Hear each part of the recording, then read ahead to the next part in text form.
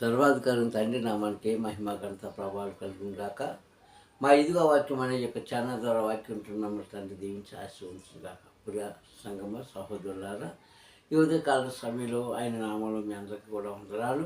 మరి యొక్క సమయంలో వాక్య ధ్యానంలోకి వెళ్దాము. వాక్య ధ్యానంలోకి వెళ్ళే ముందు మా యొక్క ఛానల్ని సబ్స్క్రైబ్ చేసుకోండి, లైక్ చేసి షేర్ చేయండి. మీ యొక్క సహాయం మాకు దయచేసి అందించండి. మమ్మల్ని దేవుడు దీవించుగాక. ఈరోజు వాక్య అంశము లోబడి ఉండుట. హల్లెలూయా. లోబడి ఉండుట అన్న అంశం మీద తండ్రి మనతో మాట్లాడుతున్న మాట మనం ఈరోజు పాఠ్యభాగంగా నేర్చుకుందాం.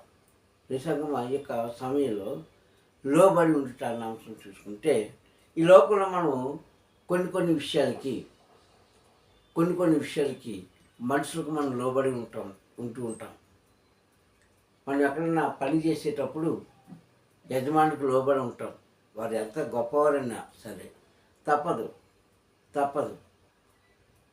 ఒక చేతి కింద మనము పని చేస్తున్నప్పుడు, ఉద్యోగం చేస్తున్నప్పుడు, కూలి పని చేస్తున్నప్పుడు, ఏ పని చేసినా సరే ఆ యజమానుడికి లేదంటే ఆ యొక్క మేనేజర్కి మనం లోబడి ఉండట తప్పదు.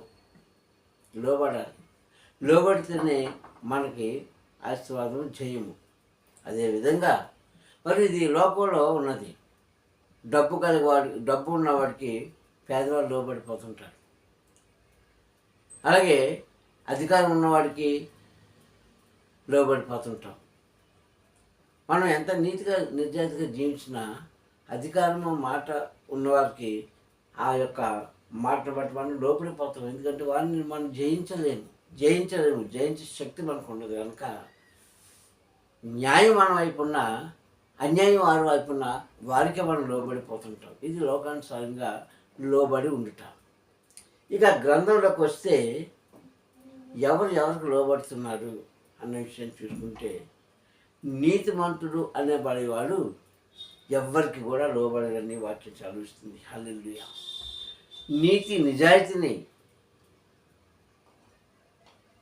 అవలంబించిన వాడు, నీతి నిజాయితీగా నడుచుకున్నవాడు, నీతిని ప్రేమించేవాడు ఎవ్వరికీ లోబడరు. లోకంలో వారు ఎలాంటి స్థితిలో ఉన్నా వారు ఎవరికి కూడా భయపడవలసిన అవసరం లేదని వాక్యం బోధిస్తుంది. అలా ఉండేటప్పుడు మనం తరమకుండానే, వెళ్ళిపోమని అనకుండానే, మనం బాధపడకుండానే, మనకు కలిగిన బాధల నుంచి, కష్టాల నుంచి చూసిన తండ్రి ఆయనే మనకు సహాయం చేస్తాడంట. సామెతల గ్రంథం 28వ అధ్యాయంలో మొదటి మాట మనం చూసినప్పుడు, ఎవరినో తరమకుండానే అపవాది పారిపోవును, నీతిమంతులు కదిలించబడరు అని అక్కడ వాక్యం ఉంటుంది. ఎందుకంటే నీవు నీతిగా జీవిస్తున్నావు, నిజాయితీగా జీవిస్తున్నావు, దేవుని యొక్క మాటకు లోబడుతున్నావు, మాట ప్రకారంగా జీవిస్తున్నావు. నీకు ఏమున్నా ఏమి లేకపోయినా, కరువు కాటకాల్లో కానీ, వ్యాధి బాధల్లో కానీ, కష్టాల్లో కానీ, ఎలాంటి విషయంలోనన్నా సరే లోబడితే దేవుడికి లోబడితే నీవు ఎవరికి లోబడకుండా నేను చేస్తారు లోకంలో.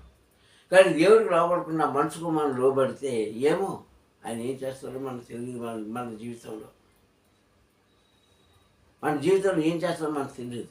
కానీ క్రైస్తవులైన మనము పదే చెప్పే మాట ఏంటంటే, నీవు దేవుడికి లోబడు, ఆయన మాటను గౌరవించు, ఆయన మాటకు నువ్వు శిరస్సు ఉంచు.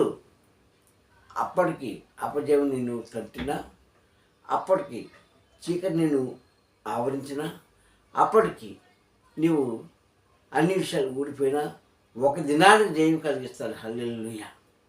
అందుకే దావీదు గారు అంటారు కదా, గడాంధకార చీకటిలో సంచరించినను నేను భయపడను. 23వ అధ్యాయంలో మొదటి మాట. గడాంధకార చీకటిలో సంచరించిన యెహోవా కాపురు నాకు లేమి కలగదు. యెహోవా కాపురు నాకు లేమి ఆయన నాకు తోడుగా ఉన్నాడు, నా తండ్రి నాకు తోడుగా ఉన్నాడు కనుక నేను గడాంధకార చీకటిలో ఉన్నా నేను దేనికి భయపడవలసిన పని లేదు. ఎందుకు? ఈ వ్యక్తి ఎవరికి లోబడ్డాడు? సృష్టికర్త తండ్రికి లోబడిపోయాడు. ఆయన చేతిలో పూర్తిగా వెళ్ళిపోయాడు. ఆయన కౌగిట్లో ఉన్నాడు. ఆయన మాట ప్రకారంగా జీవిస్తున్నాడు కనుక లోకంలో ఉన్న ఏ మనిషికి కూడా లోబడవలసిన పని లేదు. ఎవరికి కూడా శిరస్సు ఉంచే పని ఆయనకి లేదు. అందుకంటున్నాడు, యెహోవా కాపురు నాకు లేమి కలగదు, పచ్చిక చల్లని నన్ను పరులు పెడతాడు, శాంతికరమైన జనవాదం నన్ను నడిపిస్తాడు, గాఢాంధకార చీకటిలో నేను ఉన్నాను, సంచరించడం నేను భయపడను అని ఒక చక్కటి సాక్ష్యం ద్వారా అని చెప్తున్నాడండి ప్రియసంగమా.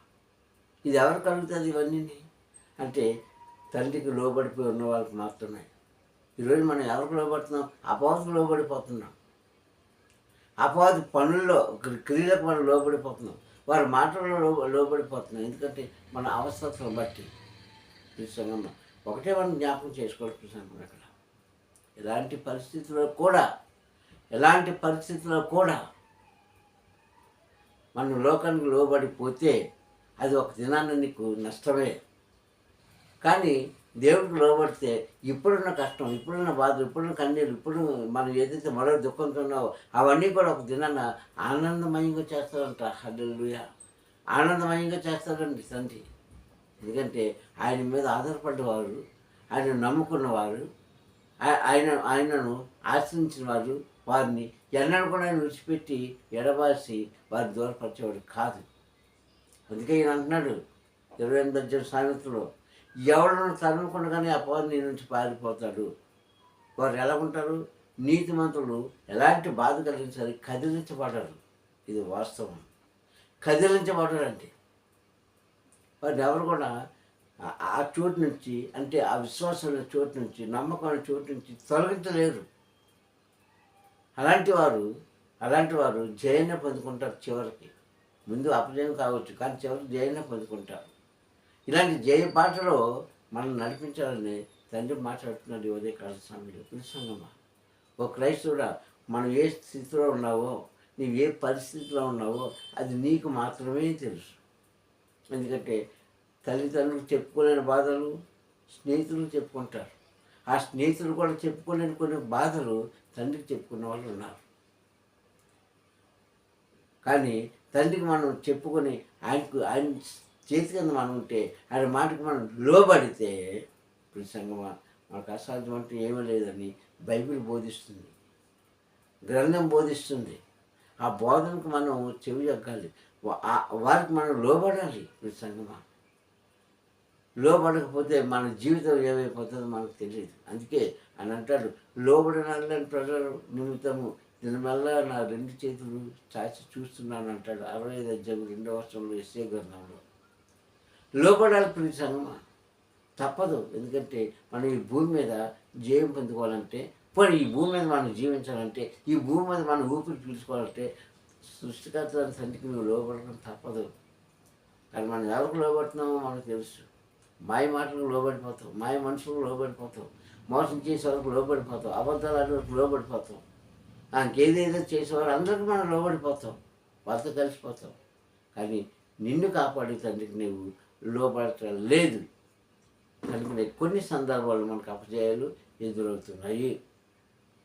అదే మాట యాకోబు గారు అంటారు కదా 4:7 యాకోబు పత్రిక 4:7 కూడా మాట రాయబడింది. మీరు దేవుడికి లోబడండి, అప్పుడు అపవాది మీ నుంచి తొలగిపోతారు. మీరు ముందుగా దేవుడికి లోబడండి. మీరు దేవుడికి లోబడి ఉంటే అప్పుడు అపవాది ఏదైతే నీకు కష్టం వస్తుందో, అపవాది అంటే ఏంటి? కష్టాలు, అంతే ఒక మాట. ఏ కష్టాలు నీ దగ్గరికి వస్తుందో అది నీ దగ్గర రాకుండా పారిపోతుందంట. ఎందుకు? నీ తండ్రి చేతిలో ఉన్న తెలుగు లోబడి ఉన్నా కనుక. దేవుని వద్దకు మీరు రండి, అప్పుడు దేవుడు మీ దగ్గరికి వస్తాడు.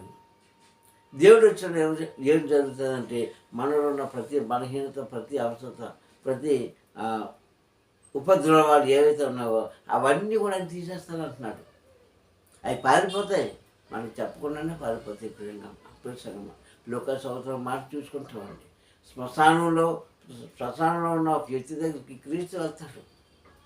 క్రీస్తు వెళ్తే అంతకాలం మాట్లాడలేని వాడు, అంతకాలం మనుషుల్ని లెక్క చేయలేని వాడు, అంతకాలము మనుషుల మీద రాళ్ళు విసిరేవాడు, అంతకాలం మనుషులు చూసి భయపెట్టేవాడు, క్రీస్తుని చూసిన వెంటనే ఏమన్నాడు? అక్కడ ఏమన్నాడు? సర్వోన్నతుడైన దైవ కుమారుడా, నాతో నీకేం పని?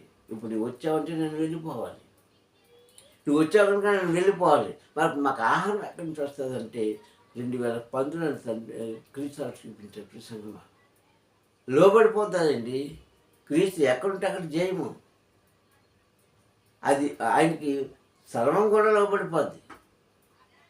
సృష్టిలో లోబడిపోయినప్పుడు ఈ దెయ్యాలు పోతారు ఎంత, అపవాది పట్టుకున్న మనుషులు ఎంత. అక్కడ అంటుంది అంతకాలం మాట్లాడలేని ఆ వ్యక్తి మాట్లాడుతుంటే అక్కడ నించున్న వాళ్ళందరూ కూడా ఆశ్చర్యపోయారంట. దిగ్భ్రాంతులు అయ్యేది అని ఉంటుంది వాక్యం.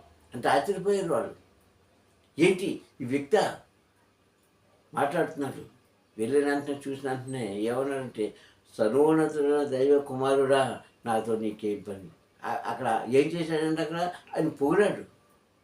ఇప్పుడు నువ్వు వచ్చా కనుక నేను వెళ్ళిపోవాలి, నువ్వు వచ్చా కనుక నేను వెళ్ళిపోవాలి. మత్తయి సువార్త 4వ అధ్యాయంలో కూడా ఆ మాట మనకు కనబడుతుంది. కొండ మీద మత్తయి సువార్త 4వ అధ్యాయంలో ఒక కొండ మీద తీసుకొని వచ్చి అపవాది మాట్లాడుతుంటాడు క్రీస్తుతో. అప్పుడు క్రీస్తు ఉంటాడు, సాతానా నీ తండ్రి అని దేవుడికి లోబడి నువ్వు వెళ్ళిపో అంటాడు. వెళ్ళిపోయింది అక్కడ. ఆయన మాటకు లోబడిపోవాలండి.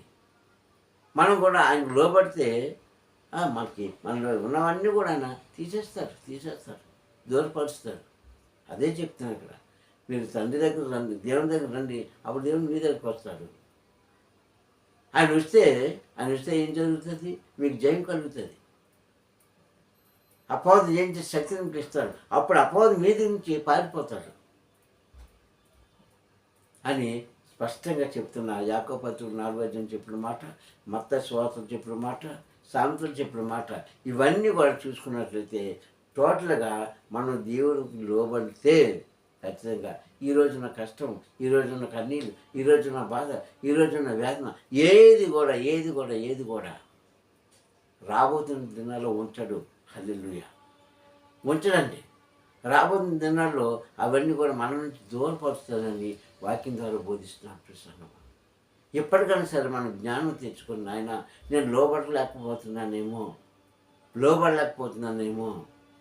ప్రతిరోజు నిన్ను వేధిస్తున్నానేమో నాయన, ప్రతిరోజు నిన్ను కష్టపెడుతున్నానేమో, నీ హృదయాన్ని గాయపరుస్తున్నానేమో, నన్ను క్షమించు అని ప్రార్థన చేసి ఆయనకు లోబడిపోతే అప్పుడు నీకున్న కష్టం లోబడిపోతుంది, నీకున్న వ్యాధులు లోబడిపోతాయి, నీకున్న ప్రతి అవసరత ఏదైతే ఉందో నష్టం కలిగించేది అవన్నీ కూడా లోబడిపోయి నీ అవసరత ఆయన తీరుస్తాడని ఈ వాక్యం ద్వారా బోధిస్తున్న ప్రసంగం. ఎప్పటికైనా సరే మనం అందరం కూడా ఆయనలో మనం లోబడి ఉందాము, ఆయన కట్టుబడి ఉన్నాము, ఆయనలో మనం ఫలిద్దాము, అభివృద్ధి పొందాము, విస్తరిద్దాము. అప్పుడు రాబోతున్న తండ్రి అందరికీ కూడా మంచి ఈవుడు దయచేస్తారని తెలియజేస్తున్నాను. ఈ మాటలు తన ఇంటి కూడా దీవించగాక ప్రార్థన చేసుకుందాం. సకలాశ్వదర్శకుడు కారణభూతుడైన మా పరలోక దేవోన్నతమైన కర్మని నామాన్ని బట్టి ప్రార్థిస్తున్నాయని ఉదయకాల సమయంలో వాక్యం మీదకి వచ్చి మందరితో మాట్లాడినందుకు స్తోత్రం చెల్లిస్తుంది. నిర్మల తండ్రి లోబడే గుణం మాకు తెచ్చేయండి. అయితే తండ్రి తగ్గించుకునే గుణం మాకు తెచ్చేయండి. అయితే తండ్రి నీ అందరూ భయభక్తులు కలిగి జీవితం మాకు దయచేయమని వాక్యం బిడ్డలందరూ కూడా దీవించి కరించి కటకిస్తామని మా ప్రియ రక్షకుడు క్రీస్తు రాముని ప్రార్థన అడుగుతున్నాను పరమ తండ్రి. హల్లెలూయా, హల్లెలూయా, హల్లెలూయా. మందకు కూడా తండ్రి నామమున వందనాలు. తండ్రి మేము దీవించుగాక. Praise lord. హల్లెలూయా.